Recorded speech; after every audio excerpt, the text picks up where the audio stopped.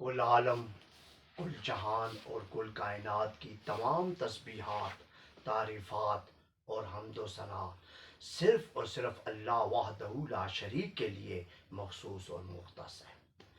کل عالم، کل جہان اور کل کائنات کا تمام درود و سلام محمد نبی آخر الزمان اور تمام انبیاء اور مرسلین کے لیے مخصوص اور مختص ہے۔ میرا آج کا جو خطبہ ہے، بیان ہے، وہ قضا نمازوں کے بارے میں ہے۔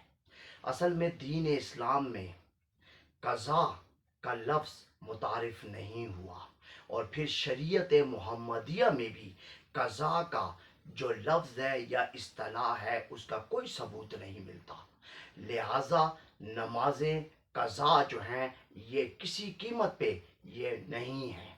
یہ ہمارے یہاں مفتیوں نے، علماء نے اس چیز کو خود اپنے طور پہ متعارف کرایا۔ میں ایک چھوٹی سی مثال دیتا ہوں کہ دیکھیں، دین اسلام مرد اور زن یعنی عورت دونوں کے لیے برابر ہے، اور اس کے احکامات دونوں کے لیے برابر ہیں۔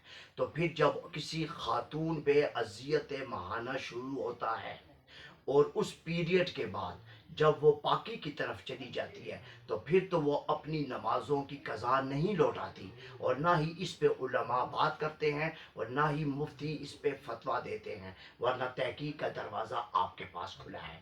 وہ اس کی قضا نہیں کرتی، اس لیے کہ قضا نماز اپنے اوقات کے اندر رہ کے جو نماز ہوتی ہے وہی اس کا اوقات ہے۔ اگر وہ اپنے وقت سے پلٹ جائے پھر وہ قضا نہیں ہوتی، وہ نماز نہیں پڑھی جاتی، اور پڑھنی بھی نہیں چاہیے۔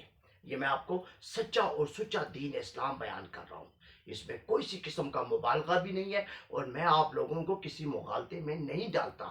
یہ مفتیوں کا اور عالموں کا خود ساختہ ان کی یہ اختراع ہے، ذاتی امت کو پھنسانے کے لیے۔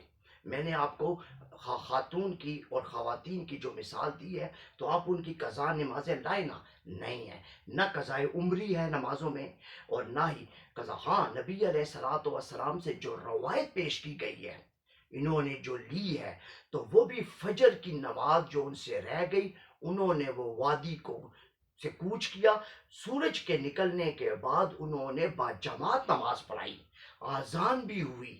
وہ قضا نماز نہیں تھی، وہ زوال سے پہلے پہلے فجر کا وقت ہوتا ہے۔ جس طرح مغرب کی نماز ہم اذان کے ساتھ ہی پڑھتے ہیں، مگر مغرب کا جو وقت ہے وہ جب تک عشاء کا وقت داخل نہیں ہوگا، مغرب کی نماز کا وقت اپنی جگہ پہ موجود ہے، اور اسی میں نماز پڑھنا بہتر ہے۔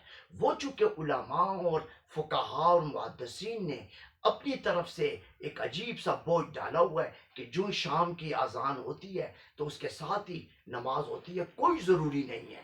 ایک شخص اگر شام کی اذان کے بعد عشاء کے وقت داخل ہونے تک جس وقت بھی چاہے وہ مغرب کی نماز پڑھ سکتا ہے، اور وہی مغرب کی نماز کا اس کو اجر ملے گا، اور وہی ثواب۔ اس میں کوئی نہیں، دین اسلام نے کوئی سختی نہیں کی، یہ معاملات ہے ہی نہیں۔ بس صرف ہمارے علماء، فقہاء اور محدثین، میں بار بار یہ بات کرتا ہوں، مجھے اچھا نہیں لگتا کہ یہ میں بات کروں، میری مجبوری ہے کہ سچے دین کو لانا ہے، دین کی بالادستی کو قائم کرنا ہے، دین کے اندر جو نکھار ہے اور جو حسن ہے اور جو آسانیاں ہیں وہ جو اللہ نے کی وہ پیش کرنا ہے۔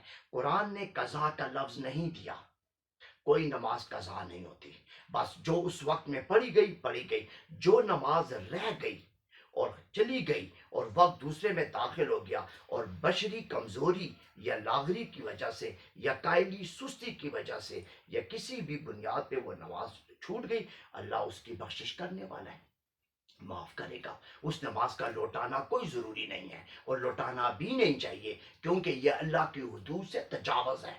نبی علیہ الصلوۃ والسلام کی جو شریعت ہے اس میں یہ تجاوز ہے، تو پھر یہ گناہ ہے۔ بس جو نماز رہ گئی، بس اللہ کے ہاں اس کی بخش، کیونکہ وہ گناہ جس سے کسی کی دل آزاری نہ ہو، تکلیف نہ ہو، کوئی متاثر نہ ہو، اور ذاتی عمل ہو، اگر وہ رہ جاتا ہے اور وہ غلطی ہوتا ہے تو پھر بھی اللہ اس پہ بغیر مانگے اس کی بخشش فرما دیتا ہے۔ وآخر الدعوانا والحمد للہ رب العالمین۔ السلام علیکم ورحمۃ اللہ وبرکاتہ ومغفرتہ۔